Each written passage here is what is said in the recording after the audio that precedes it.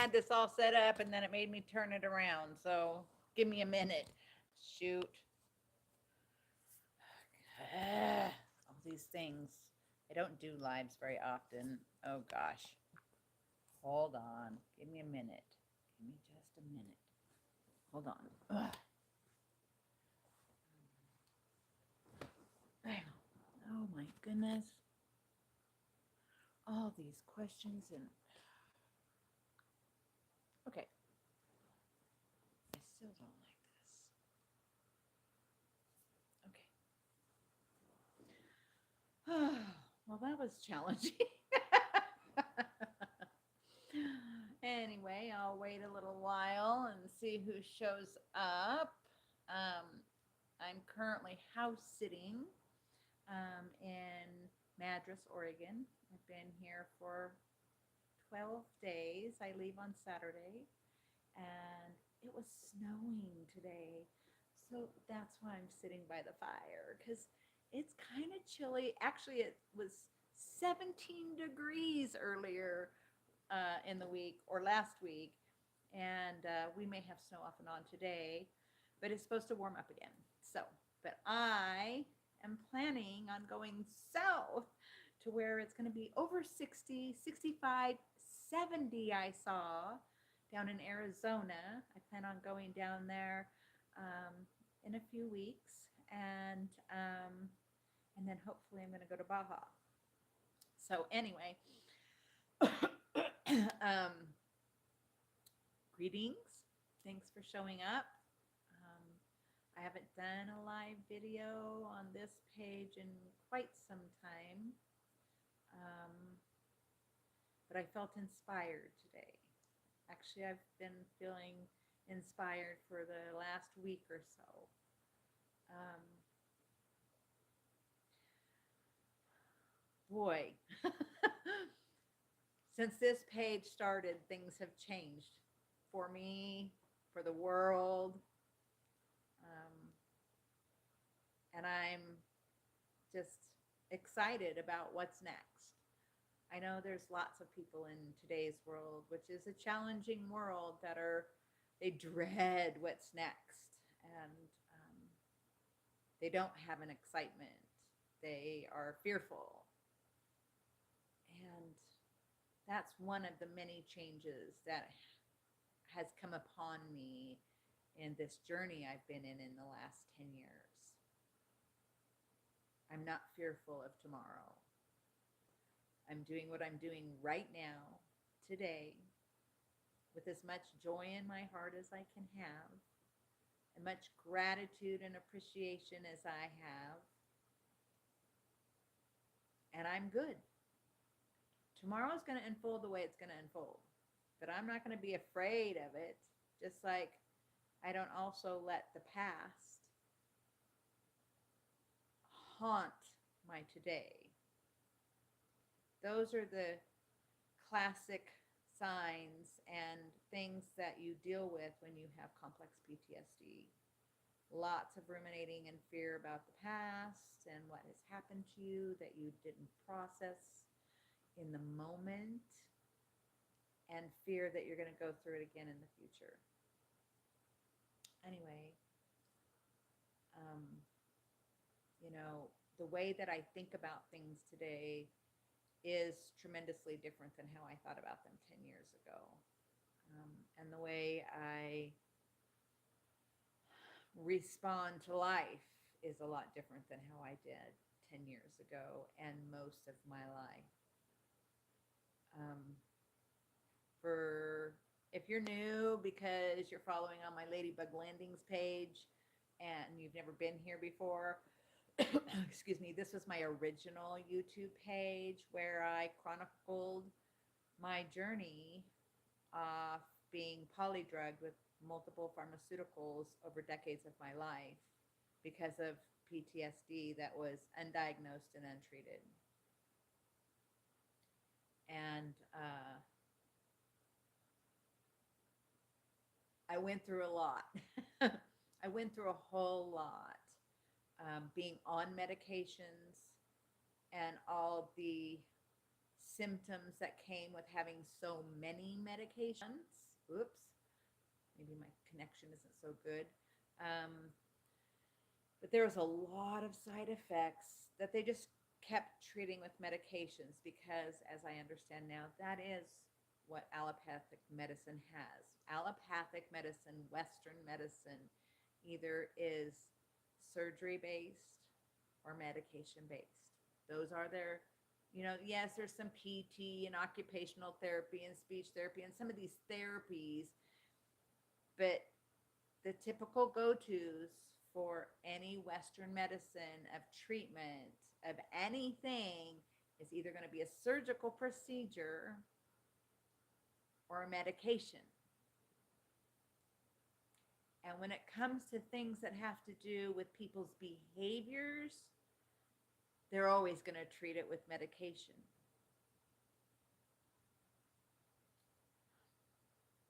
I didn't act out, so to speak. I had depression. I had anxiety. I had insomnia. I had body pains and aches. I had racing thoughts. And a lot of other things that, I still have some of these things. And it is just the way it is because it's cellular. It's in my cells. The memories are in my cells. So there are some things that I have learned probably aren't going to go away. Like some of my little twitches, and I itch and I twitch and I fuss and sometimes my knee will go. Those things may always be there. My startle reflex will likely always be there. But you don't treat it with medication. Medication just had so many side effects and it wasn't fixing anything. And I was on a buttload of them. I was on a lot. To treat all those symptoms. But they weren't really treating it. It was just a cover up. It was just making my brain not work. And I had a really fabulous brain. I really did. I used to read a book. I can't see if somebody's... Oh, it's so hard to see and talk at the same time. So I will talk for a while and then I'll see if I can scroll. And I'm going to have to get my glasses. Excuse me for a moment.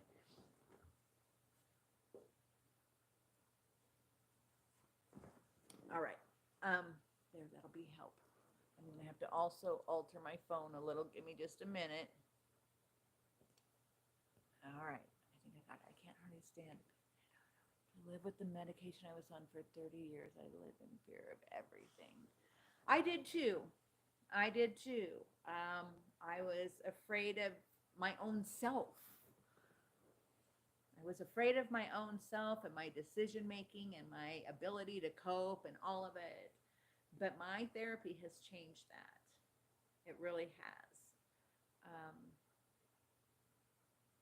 But yeah, it was wild back then on all those medications. I was not authentically me at all. I was medicated, and I still functioned at some level for a long time.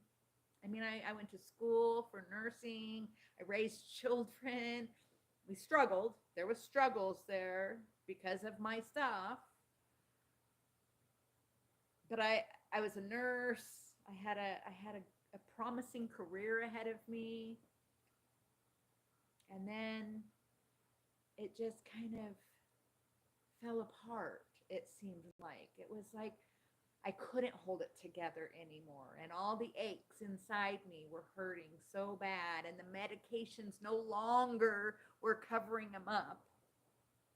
And I got taken off work because of physical challenges, because of chronic pain, and I got injured, and I went into a spiral. They had said I had fibromyalgia, and I just couldn't do the things that I had always done, because I'd always been a pretty driven rock and roll type of gal. I mean, I had my own landscape maintenance company for years and worked at UPS. I was never lazy. I was never just one that didn't get up and move. I always moved. I was always working.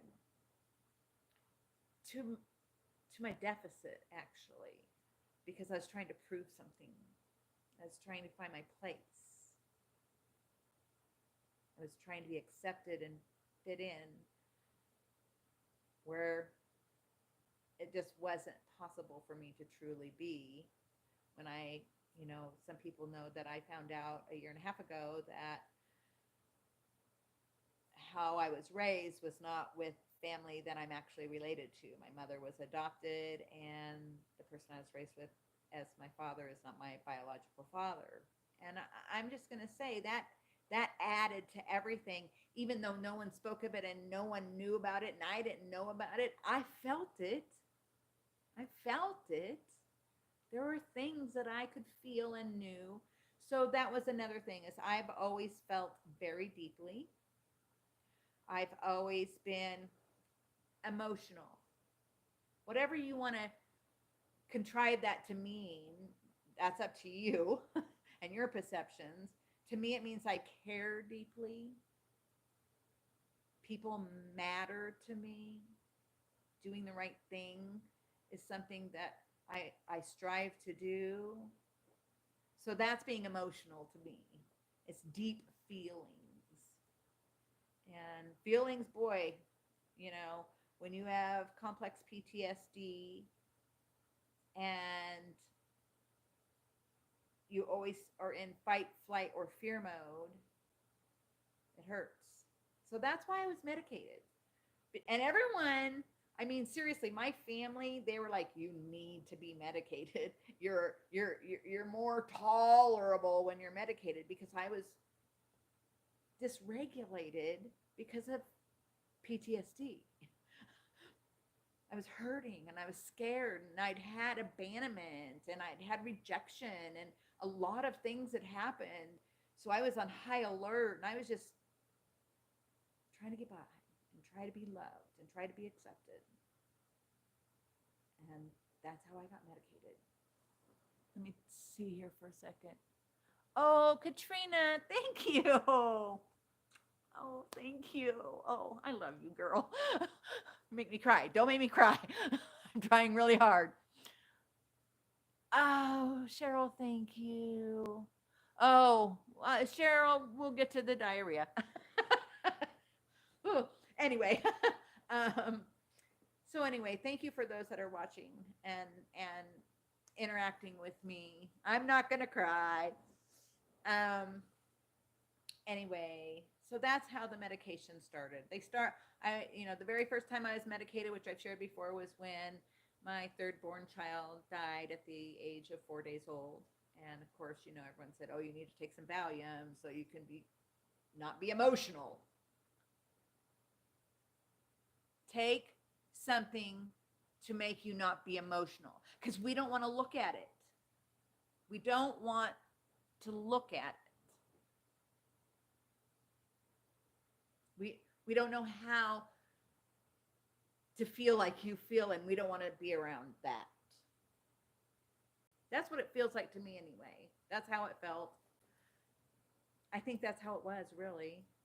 So I was medicated, and I remember saying, man, I hate how I feel on these medications, because I used to be able to read a book in a day and tell you exactly what the book was about, who the characters were, and where it took place, because I had kind of a photographic memory.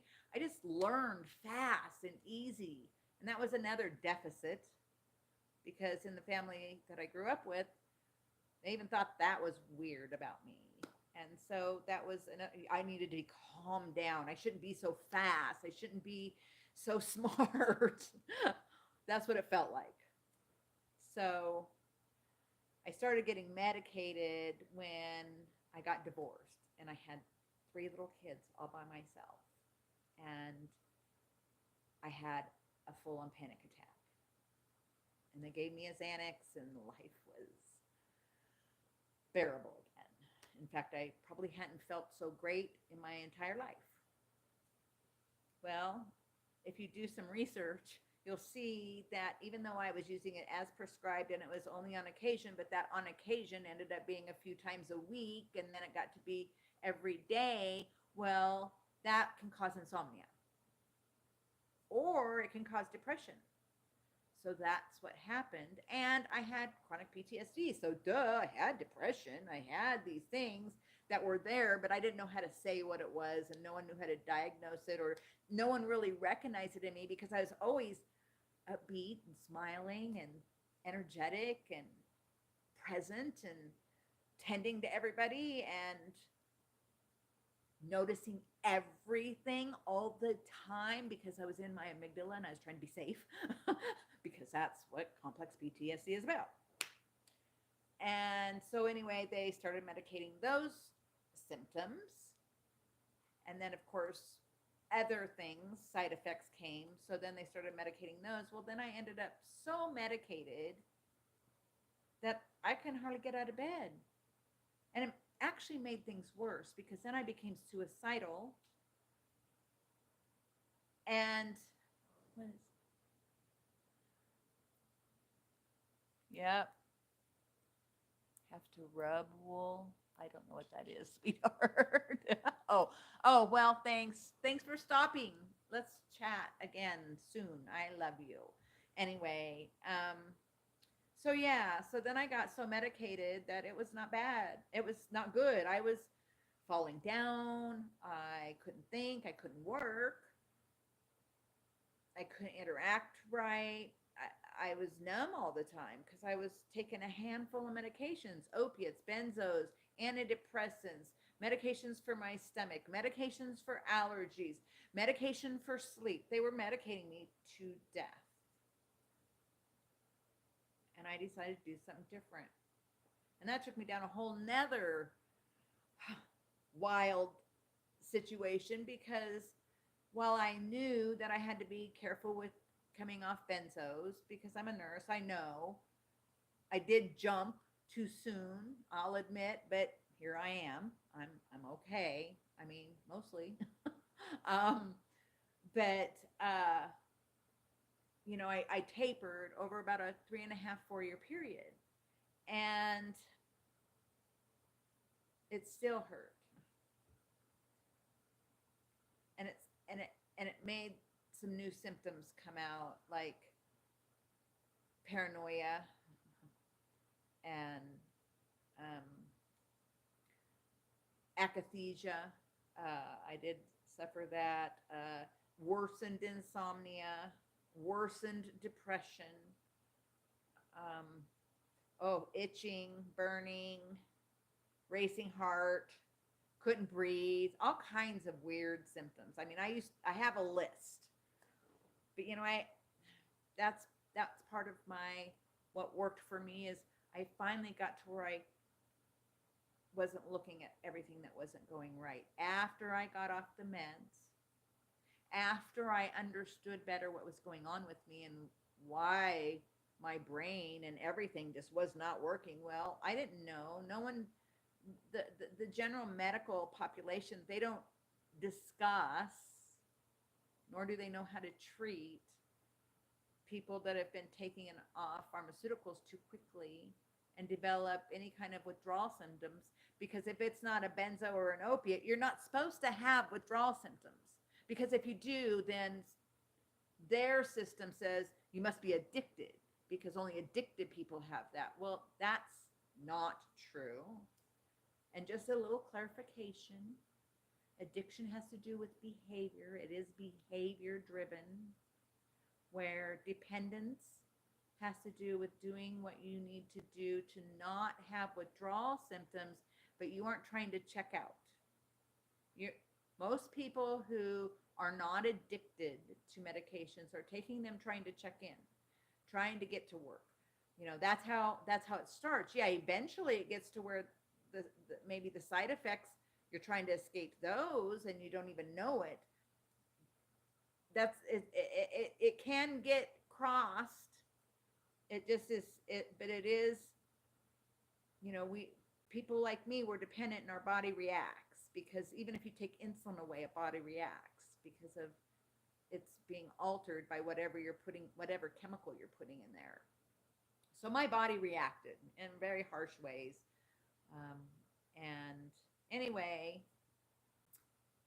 I went through the worst of it, and I didn't have a therapist on board. I got fired from my therapist while I was hospitalized, of all things, because I didn't get to an appointment, but he called me at the hospital and said I was fired. um, and that was in 2016. So I went 2016 to 2018 bouncing all over the place, and nothing was consistent. Not my medical care, definitely not any therapy type care, no one had even really truly addressed my PTSD except for one person, my friend Janessa, who was then a therapist for me. She diagnosed me with it in 2010, but I had just, a little picture window of looking at what it was, and then got back into life until my life fell apart, and I finally got diagnosed with complex PTSD in 2016. And I finally started getting treatment in 2017 late. And then I found my therapist that I've been with for over 5 years in 2018. I highly suggest anyone that's gone through anything like what I've gone through. I've lost 2 children. I lost one while I was still in very bad shape, still in protracted withdrawals. I lost one a long time ago. I was homeless through some of this, through most of it. I was unhoused. I was in a tent part of the time. And it was very sad. But I did this therapy, EMDR, eye movement desensitization, something. I always forget what the R is. Anyway, and brain spotting, which helps you process trauma that had been unprocessed in the moment that it occurred, so that your brain can put it into a schema rather than staying stuck in the amygdala. That's the basis of it. So I've done that, as well as tending to my inner child that did not get tended to properly.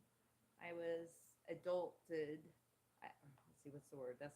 I was put into positions of being made to and forced to act much older than my age throughout my childhood, and never really got to feel like I was tended and cared for and protected. And so I had to do some work around that while I was still going through all this stuff, coming off all these medications. But I did the work. I stuck with it. When we first started, I think we were meeting twice a week for a couple months, just because I was so struggling. And I'd been off meds for 2 years, but a lot at that time, I was very involved with the groups back then. And I will say this, I'm grateful for the groups for bringing to my attention what was going on with me. I'm grateful, because I didn't know what was going on with me. And the groups for medication harm did bring that to light. But there came a point for me that talking about how bad everything was, and being angry at the medical system, and just the energy that was always there, was so hard for my empathetic system that I had to leave. It was no longer benefiting me. In fact, it was hurting my spirit to hear and to have myself repeat. And that's when I started learning about how our words are energy and our thoughts are energy. And if all I was talking about was how bad I felt and all my symptoms, oh, this hurts, and oh, my body's doing, and I did that for years. My family will tell you, they all knew exactly how I was feeling, and still to this day I'm somewhat like that. I do still talk a lot about, oh, this hurts or whatever, But I work really, really hard not to make that my focus. I work really hard to put out in my thoughts and in my words what I want to feel like, what I want my life to look like. And that's where I started noting the biggest change for me. Time, I'm sure, was a factor. The fact that I've always been very nutrition oriented and have ate a very good, healthy diet that for me, that has worked for me to be as healthy as I feel that I can with what my resources are, being physically active even when um, I couldn't leave the house. It was so hard to leave the house. My anxiety would go, oh gosh, I can't even think of what the word is right now. But I didn't want to leave the house. I just didn't want to go. No, no, no. And I'd make myself sit out on the step, make myself, because I knew that if I succumbed to my thoughts that weren't always based in truth, which I learned in therapy, that I would make myself a prisoner. And I wasn't willing to do that. So I challenged myself all through my healing. I made myself do uncomfortable things. And I told myself that I could do those things. I told myself, you can sit on the step. I had that inner voice change and be kind of my cheerleader. Pardon me, telling me, you got this. I know it's uncomfortable, hun. I know. I did. I treated myself like my very own best friend. Like what I'd tell to somebody else that was going through that thing. And that's how I started speaking to myself, giving myself that love and grace and encouragement and saying, yes, you can. So anyway, I've been working hard. I am not at all. I feel like I had an existential crisis through all of this. My belief systems have changed dramatically. My way that I perceive the world and humanity is much different. The way that I conduct my daily life is much different. Much, much different. I am not driven to perform and to be what the world expects of me anymore. I have a freedom to just be me. And that is a gift to myself. It really is. And my therapist has helped me with this. If y'all are in Southern Oregon and you're looking for a quality therapist that's trauma informed and he knows what he's doing. And he has various modalities that he uses. Just let me know and I will give you a recommendation for Tony. That was my therapist. And I'll never forget him. He has gave me a safe space to talk about all the hardest things in life.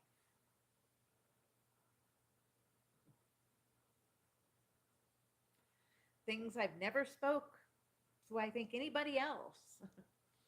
I felt I could trust him. He showed me I could trust him. And that's a big deal. It's a big deal.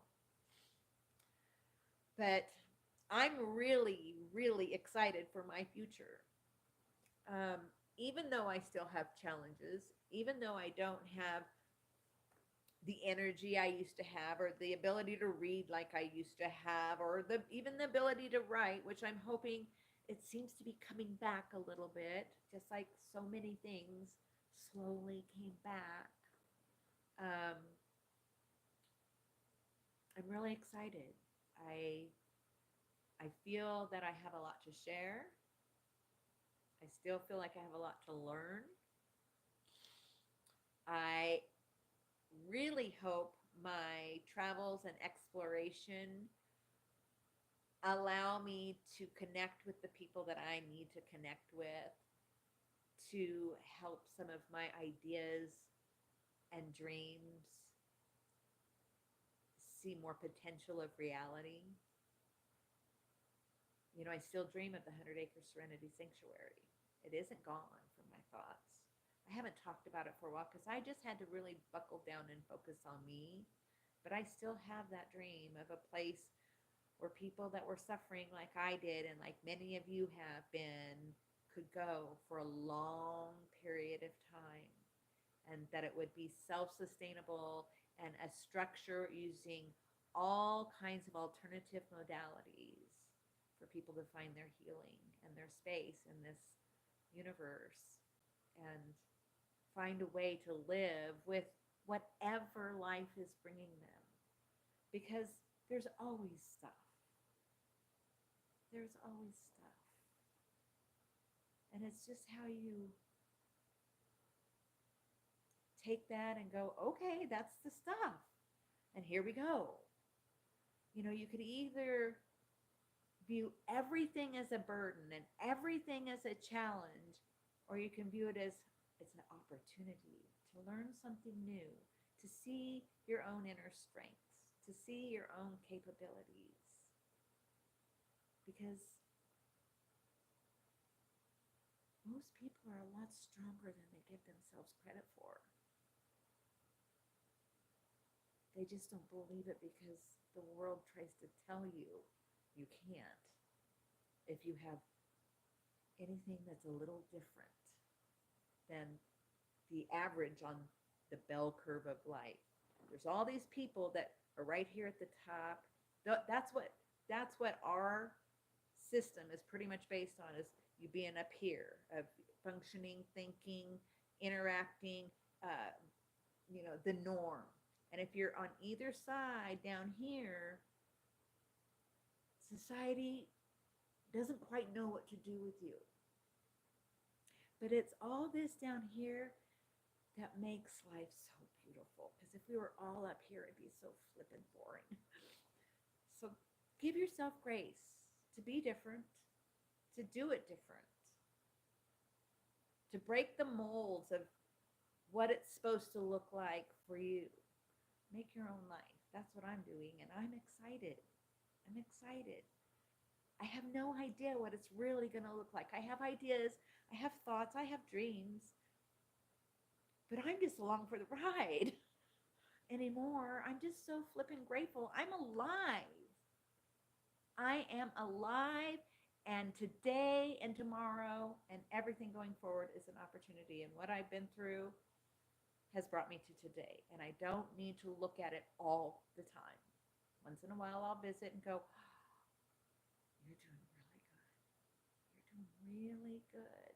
Instead of lamenting how bad it was and how awful it was. And that doesn't help me today, but looking and saying, I did that helps me today. Anyway, is there anything else? Well, I'm sorry, Cheryl. Psychiatrists will put you on medications. Therapists, a good therapist will be dealing with other skill building things. And if I would be willing to help you, if you would like to contact me, I would be willing to help you navigate what your insurance covers, which is really difficult these days. But I'll do my best, and to find someone in your area that does trauma-informed EMDR, brain spotting, and other types of brain healing for PTSD and trauma. Because losing that many people in that short of time can be what is called complicated grief. And it's not just like when I lost my eldest son in 2019, there was so many other things about that was kind of complicated grief. It wasn't just the process of life ends. And if you want to talk to me about that, I'm happy to talk to you about that, because I know a lot about grief. I've had a lot of loss in my life, a lot. I lost my very best friend when I was only 8 years old. I lost a lot of friends through school. One fell off of a mountain, suicide early. I had teachers who unalived themselves. Um, and then through this journey, there have been a lot of people that have chosen it's just too difficult. And my heart aches for them and their families. I could have been one of those statistics. I could have been one of those beautiful souls that was no longer walking, and I'm so grateful that I am not because life is so flippin' good now. And I understand for some it's harder than others. That was one of the problems I personally found in being involved with the groups is it almost became almost a competition of who's the sickest and how long have you been sick and what were you on and how all of that and just going over it and over it and over it and over it and over it. I mean, literally every day for years. And to me, for me, that made me stay sick. It's when I changed the inner dialogue to I'm getting well. This is what I'm doing. This is what my life's going to look like. This is what I'm going to be able to do next. And I mean, literally, I was walking with the cane and barely able to get out of bed for a couple hours a day. And now, y'all watch. I can't do 8-hour days, 5 days a week. I can't work. I am disabled physically. My brain's working better. I don't react the way that I used to. I'm able to deal with society much better since my brain is healing and I'm not as dysregulated. My daughter can also attest to that because she's seen me in a few situations where she's like, man, back in the day, you would have throat punched that person or something, which I never did get physical with anyone, but they would have got some what for, that's for sure, a mouthload of it. And I don't have to do that anymore. I'm able to pause. I'm able to use my wise mind. And, like I said earlier on, I still have some symptoms. Well, I'm 61 freaking years old. I don't expect to get out of this life without any ailments or anything not hurting or something being a little off. It's just who I am. It's just what my body's like. But I don't measure myself to anyone else. I don't measure what I can do to anyone else because no one else walks on the bottoms of my feet that hurt really bad. And I give myself grace about those things still. It's like, I want to hike. I want to hike. I want to climb mountains. My spirit wants it so bad, but my feet go, no, girl. Not going to happen. No, you'll be a unhappy person if you do that. And I do it once in a while. I mean, I'll push, and I'm not so happy the next day. And I have to tell myself, well, you did that. And I did do it. And I do take responsibility for myself and for my life and for my choices. Yes, it's frustrating. The doctors, they're frustrating because they don't do full disclosure. And even as a nurse, and I didn't know because no one really knows what happens when you polydrug someone on 15 different medications and have them on medications and off and on and off for 25 years and then come off everything. No one knows how that's going to look. They don't study any medication that long, let alone combinations like that. So I consider myself really blessed that I don't have as many symptoms as I did, and that I don't have some of the symptoms some other people unfortunately live with. But I do have my own stuff, and I just live with it. I live with it because I'm going to live. If I'm going to live, I'm going to live. I'm going to have a life. I'm going to have interactions with humans. I'm going to go outside. Even if it looks different than what other people have it look like. Even if it looks like going outside is just sitting on the front step or on the back step undercover for 5 minutes because that's what I did. I'm going to live, and I am living. Anyway, if you have any other questions, oh, thank you. Well, Cheryl, I'm just going to say this. Maybe reframe that of I've been in bed 4 years, but I'm going to work at getting out of bed because I want to. And I haven't been able to drive, but maybe someday I will again. That's what I'm talking about, of that self-talk. When we tell ourselves we can't, when we tell ourselves how sick we are, when we tell ourselves, then that is our reality. That's truly what I believe. That becomes the energy we bring to our life. Where when we tell ourselves that I'm going to do this, and you know, I said for years I was bedridden. I couldn't get out of bed, but the reality is I did get up. I went to the toilet. I'd go out and get something to eat or drink on occasion. Now, could I stand and cook meals and do loads of laundry and sweep and vacuum? No. But I said that I was bedridden. And bedridden truly means you don't ever get out of bed. So if you're able to get out of bed, even to go to the toilet, say, well, maybe tomorrow I'll go get something out of the kitchen. And then the next day, maybe I'll go stand at the front door for just a few minutes. My experience is a lot of people can do more than they tell themselves. Your words matter. Your thoughts matter. They really do.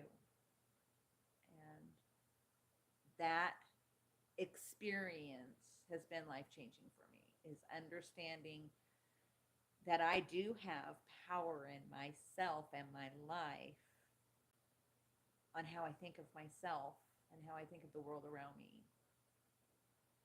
Anyway, for some that might not make sense, but it sure makes sense for me. And it's made a difference in my life. And the proof is in the videos, folks. The proof is in the videos. You go back and look 7 years ago when I first started making these videos, and then you watch this video, and you can see. You can see that I did live this. This was my lived experience, and this is what I did, and this is how it's worked. And I'm not the only person like me. There's other people out there doing the kinds of things that I'm doing. They're using their thoughts and their voices to manifest and create the life that they want and heal themselves from things that limit them in ways they don't want to be limited. Now, like I said, is everything gone? No. But the way I think about it is different, and so I'm okay with it. I really am. I'm okay that my feet hurt really bad. Yeah, sometimes I moan and groan and it hurts to walk, and you'll see me grimacing, but I still am having a life. I still have lovely people in my life. I still have wonderful things happening in my life. That's just one thing. And I could go on about it because I do have neuropathy throughout my whole body. I also have tendonitis throughout my whole body. Oh, well, that is what it is. I'm still going to live. I'm still going to do things. I'm still going to accept I got some limitations and I can't do everything, but I can do something. I can do a lot of things, actually. Anyway, I share because I want to encourage and inspire you to believe in yourself, first of all, and to give yourself grace. And then maybe to look for help in a different way than you've been looking for help. Because there's a lot of different things out there, and they don't always have to cost. I did not have a lot of money. I had no money, hardly. But there's a lot of things you can learn on your own and start practicing on your own to make your life a little bit better. At least a little bit better. at least to where you can be kind to yourself. So, thanks for watching for all these years. It was 11 years ago that I moved to Southern Oregon after becoming unable to work anymore. And this last 11 years have been more life-changing than any other time of my life in all the ways that I'm most happy about. And yet it was filled with some of the most challenging, most biggest losses, losing my career, becoming homeless, losing relationships, having my son die, being homeless, losing my lily pad even. I mean, there's just been so much loss and so much that happened. And I'm grateful for all of it today. I really am. I really am. For all the people that I now choose that I don't want to be around, even those people, I'm grateful. I learned a lot. I learned a lot about me. I learned a lot about people. I learned to trust my gut better instead of following my heart or what society says, because my gut and my brain are connected. My heart is always soft, and I still have to protect it because it's mine. But I'm grateful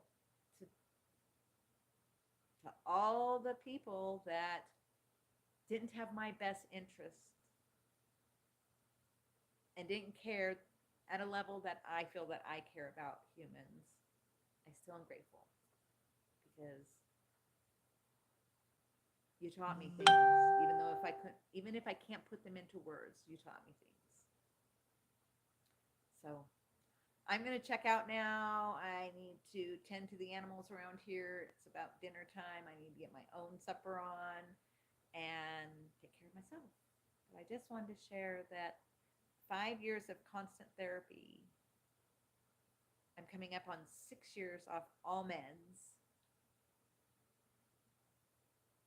January 1st, which everyone said I should be medicated forever, and I've been medicated forever. Yay me! Yay me! I rocked it. I did. And I'm proud as hell of me. I really am. So that's it. Peace. Much love. I care. And that's why I've shared. That's the only reason I've shared, is because I care, and I knew there was going to be people who needed to hear the story of what I went through and where I've been, and maybe have a little bit of encouragement that they can get past it too. So I hope it's done that. I'll check in about a year, okay? You all be well. And if you ever want to reach out to me, Ladybug Landings is my page that I share my travel journeys and what's going on in life now, because I really want to put this last 11 years to rest. And so I've made a new page, and I'm on Facebook, TikTok, and YouTube at this point. So you can follow what's going on in my future there. Peace. Yes, I'm sure